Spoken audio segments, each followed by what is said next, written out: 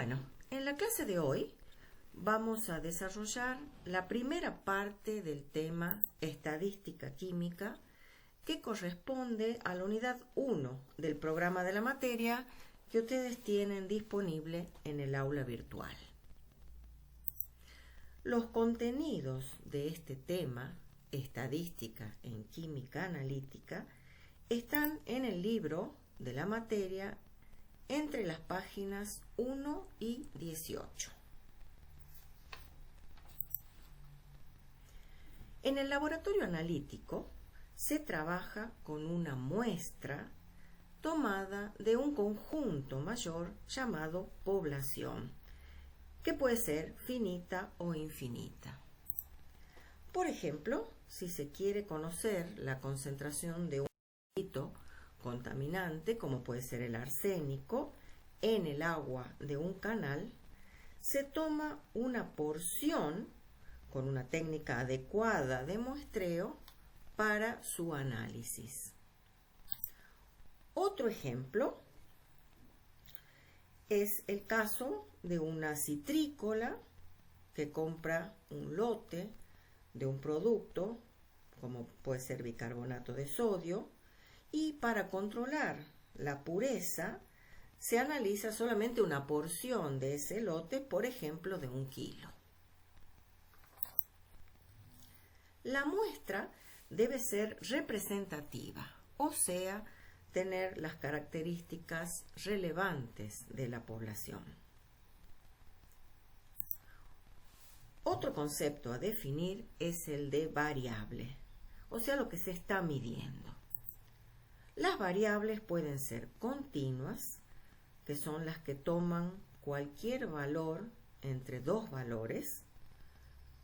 Por ejemplo, la medida de un pH, que entre un pH 7 y un pH 8 puede tomar distintos valores y con distintos decimales, 7,1, 7,5, 7,82. Las variables continuas se las distinguen porque son las que se pueden medir.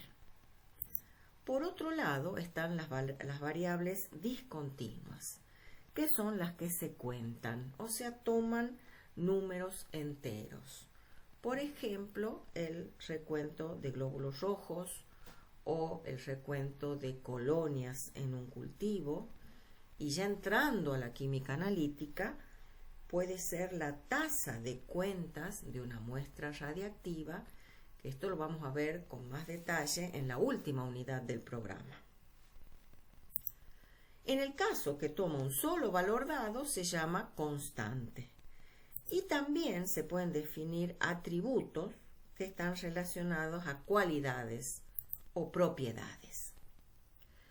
Vamos a ver ahora el problema 1, que está en el libro, en la página 17, para aplicar esto que acabamos de ver respecto a variables. Dice, indique con una cruz cuáles de las variables siguientes son continuas. Entonces, el peso es una variable continua, así como la concentración. Se pueden medir estas variables. El recuento de glóbulos rojos no, es discontinuo, tiene números enteros. El pH es continuo. Los pétalos de una flor no. El número de miembros de una familia tampoco. La cantidad de sodio en sangre se refiere a la concentración, o sea que también es una variable continua. El número de alumnos ingresantes en la facultad no. Densidad y medida de volumen con una bureta sí son variables continuas o medibles. Bueno, al hacer mediciones se cometen errores. Entonces vamos a estudiar dos tipos de errores: los errores determinados o sistemáticos y los indeterminados o aleatorios. Empecemos por los errores determinados o sistemáticos. Son aquellos en los que se conocen las causas que los producen y por lo tanto se puede tener un cierto dominio sobre ellos. Pueden ser por exceso o por defecto, pero siempre en un mismo sentido, o sea, son unidireccionales. Las causas de estos errores pueden ser personales, instrumentales o inherentes propias del método. Veamos cada uno de estos casos. Dentro de los errores personales son los que puede cometer el analista. Por ejemplo, en la medida de un volumen, que se pase del aforo o que haga mal la lectura, en una pesada, si no calibra la balanza adecuadamente. Dentro de los errores instrumentales son los que pueden atribuirse a imperfecciones o mal funcionamiento en las herramientas de trabajo del analista. O sea, tanto material volumétrico, por ejemplo, que se use y que no esté calibrado previamente, como problemas con los instrumentos. Este es un pHímetro o un espectrofotómetro. Ambas técnicas van a verlas en los laboratorios. Y finalmente los errores debidos al método, que son los más complicados de resolver. Por ejemplo, en una volumetría donde el punto final no es muy nítido, muy claro, se puede hacer un ensayo en blanco. Vamos ahora al segundo ejercicio de los problemas propuestos, en donde dice que los errores determinados son causados por, y da distintas opciones, y dice indique con una cruz la o las opciones verdaderas. O sea, los determinados yo puedo ver qué lo causa a este error. Incorrecta medida de un volumen con pipeta forada, sí. Mala calibración del instrumento también. Variaciones pequeñas de temperaturas ambientales, no. Error de paralaje, sí. Ese lo comete el analista cuando no sitúa, por ejemplo, el aforo a la altura de los ojos. O errores propios, inherentes al método. El otro tipo de errores son los errores indeterminados o aleatorios. En este caso, no se conocen las causas que lo provocan y pueden ser por exceso o por defecto. O sea que están distribuidos a ambos lados de un valor medio en forma simétrica. El ejemplo típico es el de pesadas sucesivas de un objeto en una balanza. Pesan el objeto en las mismas condiciones, en el mismo momento, y ven que no obtienen el mismo valor, sino que hay pequeñas variaciones, fíjense en estas últimas cifras.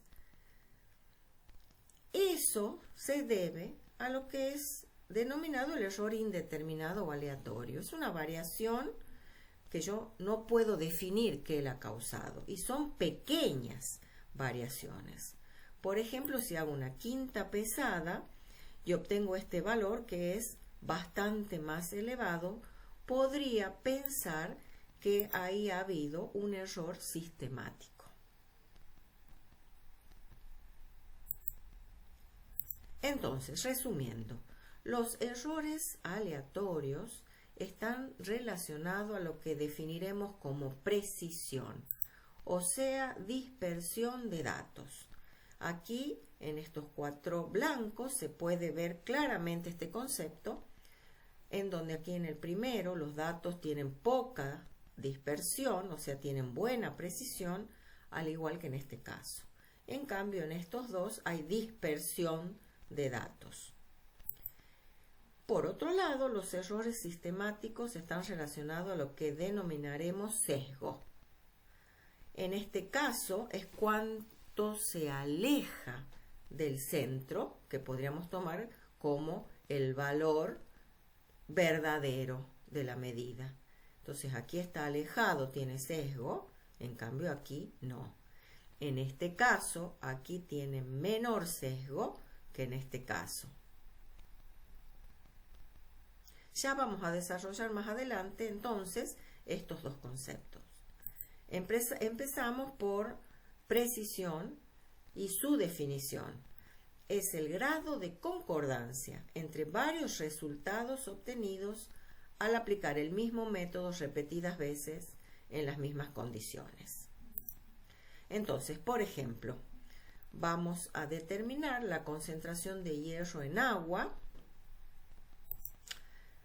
Y este halito es importante, si bien no afecta directamente a la salud cuando hay concentraciones elevadas en el agua, pero sí en su aspecto, porque tiene ese color, como ven aquí, amarronado, y también afecta el sabor. Entonces, en esta determinación hacemos por quintuplicado el análisis, obtenemos estos resultados que tienen una pequeña variación, o sea, no se obtienen el mismo valor, obviamente, a pesar que se hace la medición en el mismo momento, el mismo analista y con el mismo método. Entonces, la dispersión de esos resultados es lo que se define como la variabilidad debida a errores aleatorios. Bueno, y acá tenemos una tabla con los parámetros que se calculan para evaluar la precisión. El primero es la desviación estándar sigma, cuando se tiene un número de datos superior a 30. S minúscula es el estimador de la desviación estándar para menos de 30 datos. O sea, esto es lo que ustedes van a usar en el laboratorio, porque en el laboratorio analítico se trabajan con 3 a 5 repeticiones de la medición. La varianza, que es la desviación estándar al cuadrado, la desviación estándar relativa, que llamaremos como DER, que es la relación entre la desviación estándar respecto al promedio experimental de los datos. Otro parámetro es el coeficiente de variación, que es la desviación estándar relativa porcentual. Y finalmente el rango, que se obtiene como la diferencia entre el valor más grande y el valor más chico de ese conjunto de datos.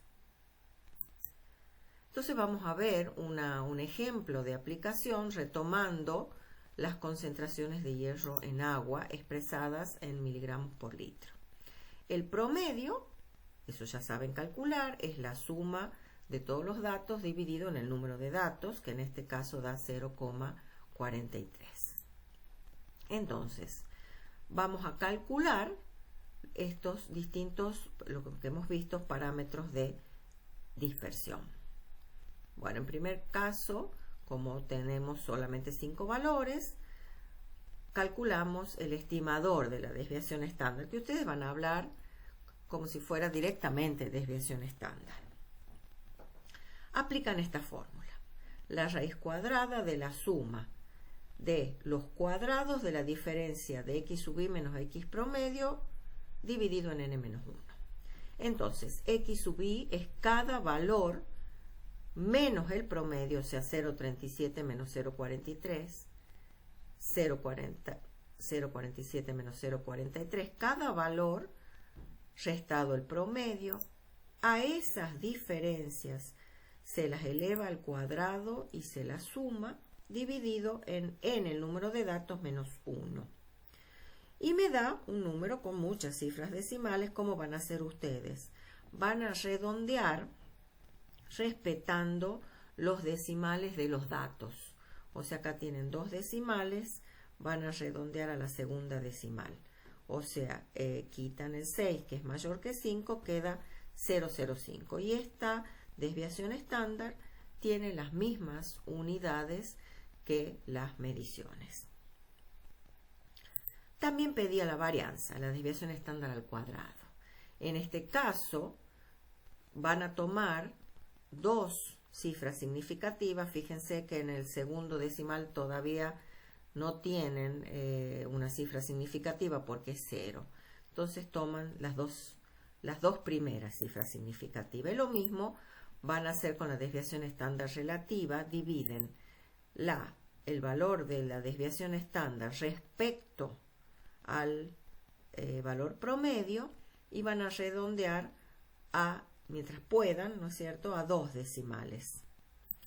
En el caso del coeficiente de variación, que es la desviación estándar relativa porcentual, o sea, mismo número por 100, van a mantenerlo con dos cifras significativas como la varianza.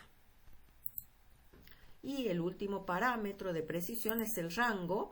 Habíamos dicho que era el valor más grande, o sea 0,48 menos el más chico, y este dato representa la dispersión total del conjunto. Bueno, vamos al problema 3 de los problemas propuestos, en donde dice, se obtuvieron las siguientes pesadas replicadas en miligramos y me da estos 4 valores. Calcular desviación estándar S, desviación estándar relativa y coeficiente de variación.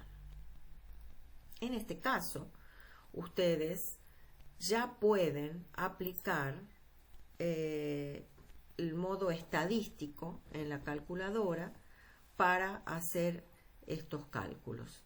Ya no hace falta, una vez que han entendido cómo se aplican las fórmulas, aplicar de nuevo la fórmula, sino directamente entrar estos datos en la calculadora y directamente les da el valor de la desviación estándar y del promedio. Y por ende pueden calcular DER y CB.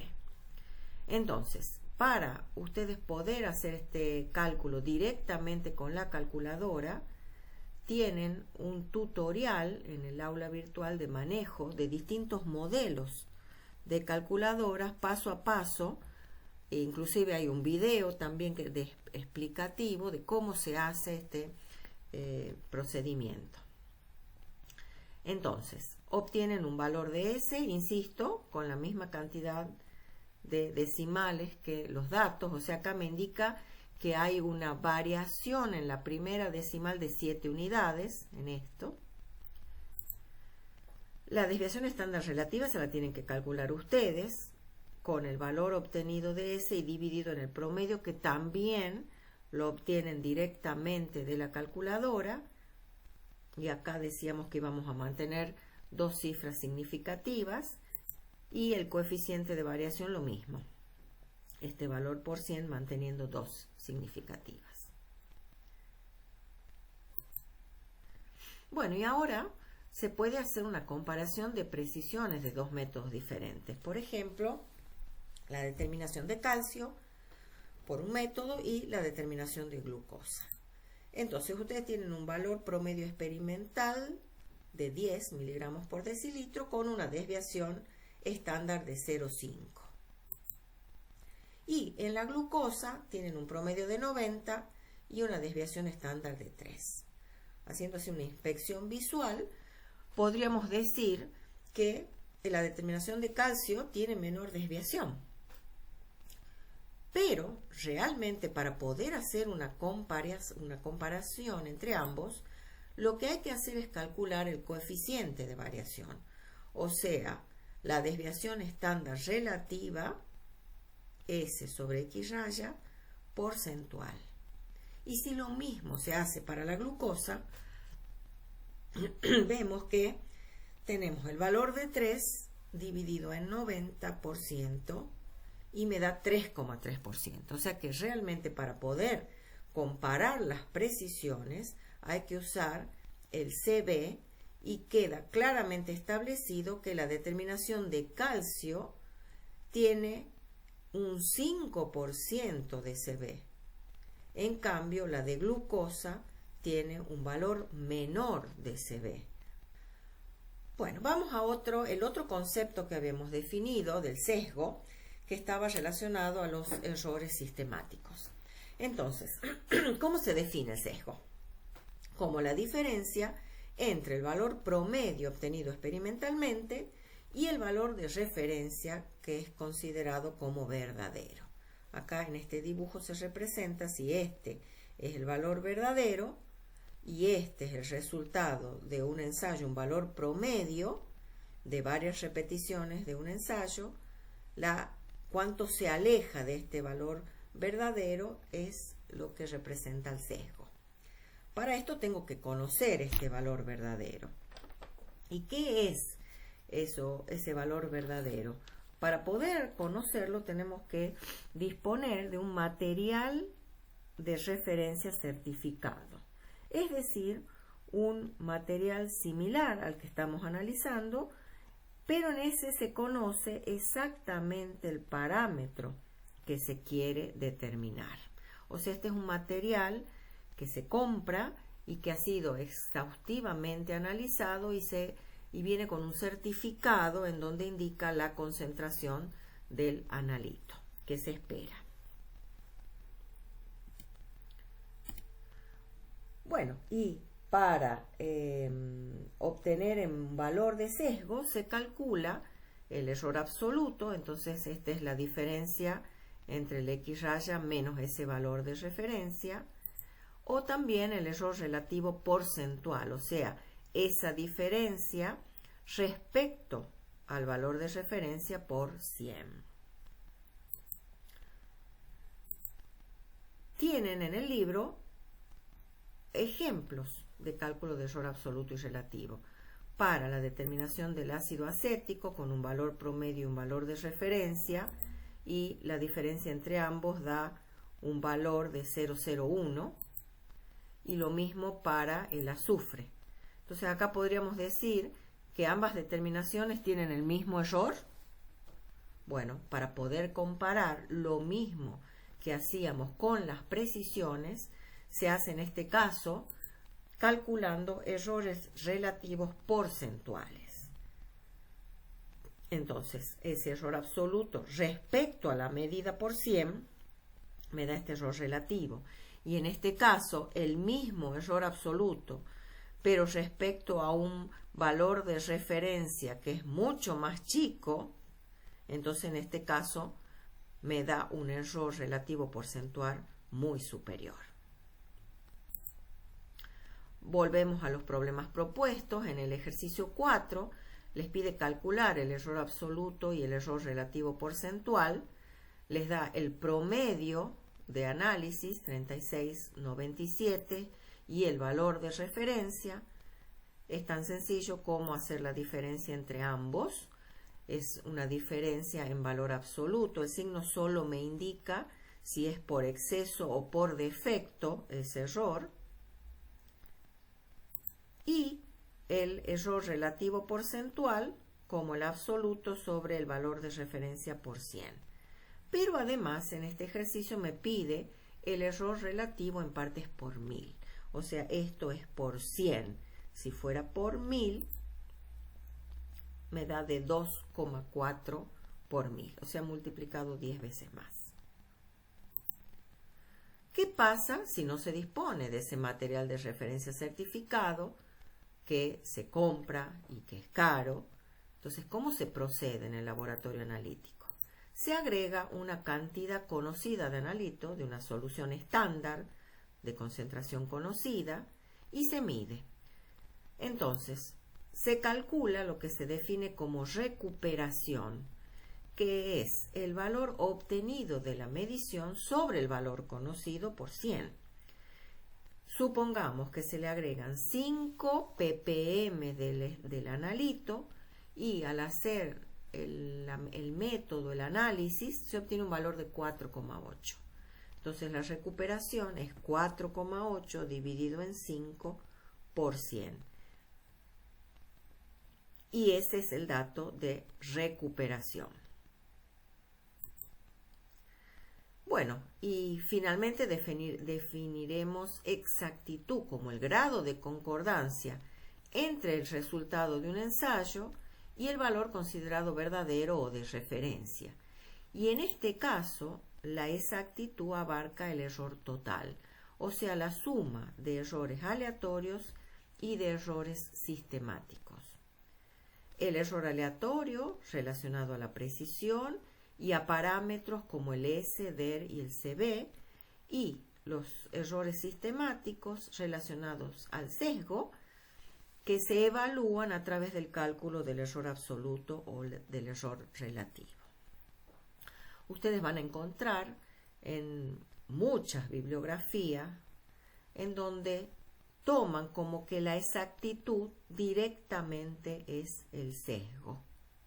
nosotros vamos a hacer esta diferencia, la exactitud la relacionamos al error total. Pero no les sorprenda que en algunos libros encuentren como que sesgo es un parámetro de representa la exactitud.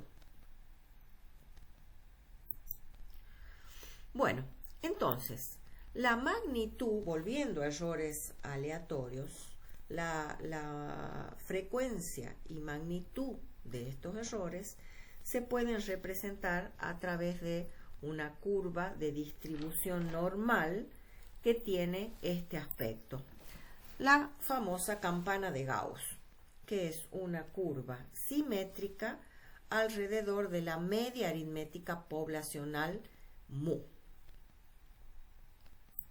Esta curva queda descrita por esta función. Lo importante de la función es ver que depende de dos parámetros, sigma y mu.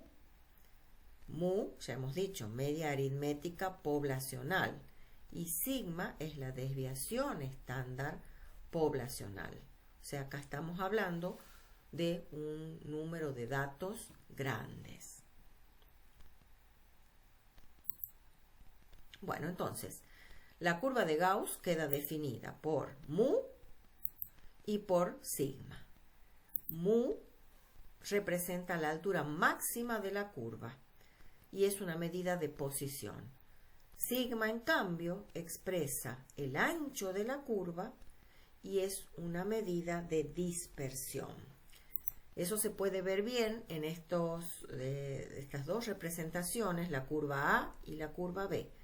Ambas tienen la misma posición, o sea, tienen el mismo valor de mu, que es el valor en donde la probabilidad es máxima. En este caso es aquí de B y aquí de A. Sin embargo, la curva A es más estrecha, o sea, tiene más precisión que la curva B. El ancho de la curva está dada por sigma. Bueno, el área debajo de esta curva es siempre la unidad, o sea, el 100% de los datos. Si tomamos un ámbito entre mu más y menos sigma, o sea, el área que está pintada, esto corresponde a un 68,3% de probabilidad. Si tomamos un ámbito de mu más menos 2 sigma, el área está abarcada entre más 2 sigmas menos 2 sigmas. Acá, fíjense, es el área sombreada y representa un 95,5% de probabilidad. Y finalmente, si tomamos un área de mu más menos 3 sigmas, abarca un 99,7%. ¿Esto qué quiere decir? Que si se hace una medición, tenemos una probabilidad del 68,3% de que caiga en este ámbito, una mayor probabilidad de que caiga en este ámbito, y por supuesto que si tomo un ámbito de mu más menos 3 sigma, abarca prácticamente toda el área, o sea, una nueva medición tiene un 99,7% de caer en este ámbito. Nosotros tomamos normalmente el mu más menos sigma, o sea, una nueva medida tiene una probabilidad de caer de 95,5%. Aquí no hagan caso a ese valor, es 95,5, no 4. Bueno, y entonces, ya hemos hablado de medidas de posición. ¿Qué son entonces las medidas de posición? Indican el centro de un conjunto de datos numéricos, o sea, es la tendencia central. La que ya hemos visto es la media aritmética muestral o promedio. Y agregamos la mediana. ¿Cuándo le llamamos media aritmética muestral? Cuando tenemos un número de datos más chico. Si es poblacional, es un número de datos grande. En el laboratorio, insisto, se hacen por triplicados o quintuplicados, pero nunca más de n igual a 5. Entonces lo que se calcula es la media aritmética muestral o promedio, que ya saben hacerlo, suman los datos y dividen en el número de datos. La mediana, en cambio, es el valor situado en el centro de una serie de datos. Entonces esto va a variar. Si es un número impar de datos, se puede definir el centro perfectamente ordenado, los datos de mayor a menor es justo el que cae en el medio. En cambio, en el caso que fueran un número de datos par, habrá que hacer un promedio entre los dos centrales. Veamos bien esto con el ejemplo que está en el libro. La determinación del contenido de níquel en miligramos por gramo en una aleación. Y tengo estos 6 datos. El promedio es la suma de todos los datos dividido en 6 y no se olviden que tienen que redondear a la misma cantidad de cifra que los datos que nos da el problema.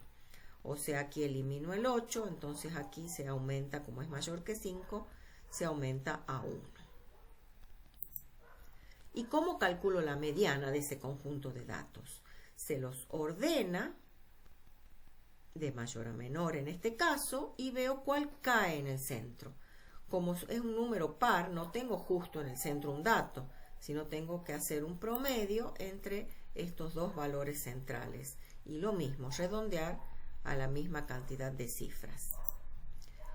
Quito un 5, entonces como el anterior es impar, se agrega 1.